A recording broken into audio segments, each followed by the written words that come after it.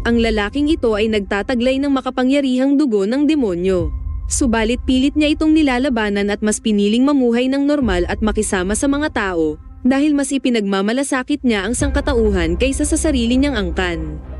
Isang araw, nang ang isang masama at makapangyarihang demonyo ay naghasik ng lagim at nagbabalak na pagharian ang buong sangkatauhan, ang lalaking ito ay nagpasyang tanggapin ang kanyang kapalaran upang harapin ang nagbabadyang panganib laban sa sangkatauhan na kanyang iniingatan.